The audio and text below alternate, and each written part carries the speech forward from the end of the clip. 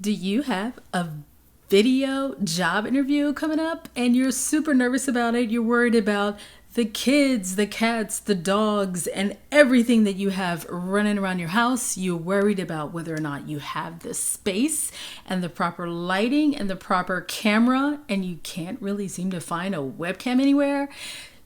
No need to worry. In this video, I'll break it down for you. So let's go. Now, before we get started, here are a few critical things you will need: a good location, good lighting, good and clean background, no noise or distractions, and a good internet connection. These will make or break your interview. Now, here I'm showing you what not to do. I'm sitting on the couch and I have the laptop sitting in my lap. And here you can see where I just have lighting behind me, and there's poor lighting in the living room, and you can see how the laptop just shakes in my lap and it's not in a stable place. Even if I decided to take it out of my lap and sit it on the coffee table, you can see where the camera is just struggling to maintain some consistency with the lighting. And let's say that we decided to ditch the laptop and attempt to do this on the cell phone. We're going to take a look at what those results are as well. And as you can see, those results are very similar. You can see where the camera is just kind of struggling for light, and that's not really what you want. Let's move on to a more well lit area like the kitchen table. So here we can start out with a laptop, and later on in this demonstration, I'm going to show you what it looks like on the iPhone and what it looks like on the iPad. And this is something that you can test out for yourself as well. Preferably, you want to do this a day or more prior to the job interview so you're not rushing around trying to figure out the best location for this job interview.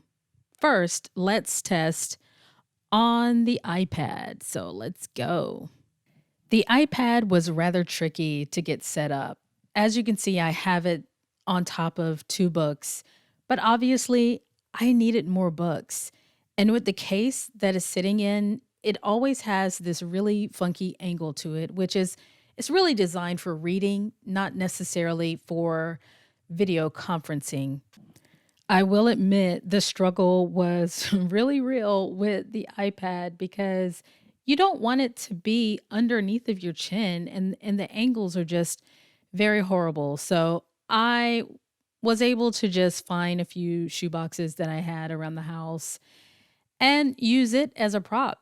And honestly, I find that using shoe boxes in all of these scenarios were actually very helpful. Again, when it comes to testing, you want to make sure that you use all of the electronics that you possibly have, including any sort of mobile devices, so you can get a better idea of what things are going to look like. Up next is testing the iPhone.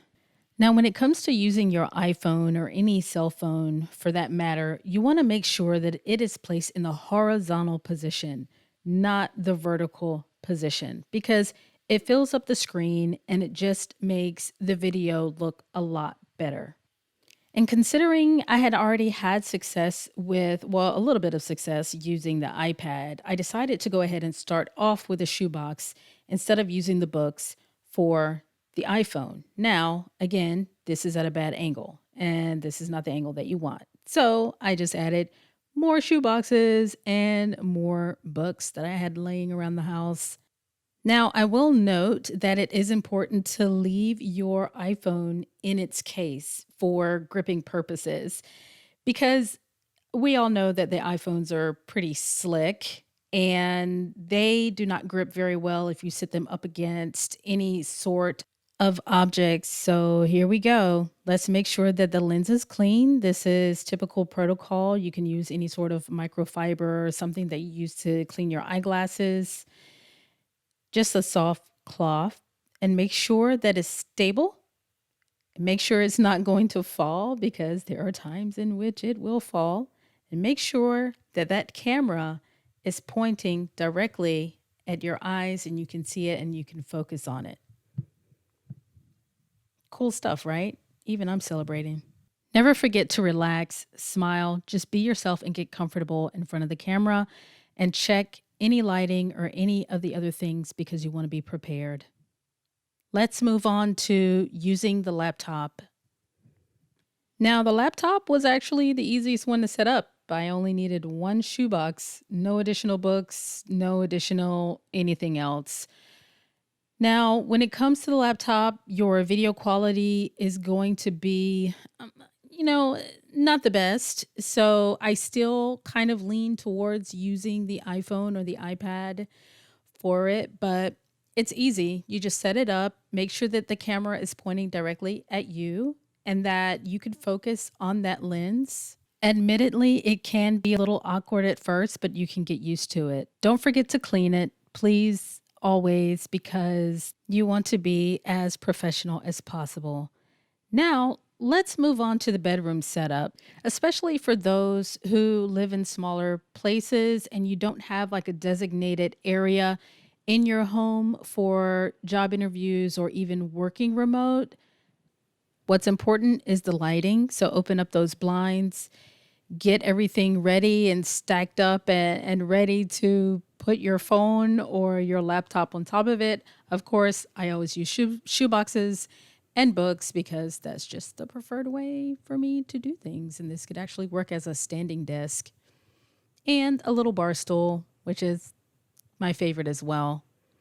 I got that little tree in the background and just a little lamp that's not even plugged into any of the outlets, but it just makes the room look really nice. And I'm still kind of setting up this room. This is our guest room, but it works. The lighting is good. And honestly, it looks very professional through the camera as well.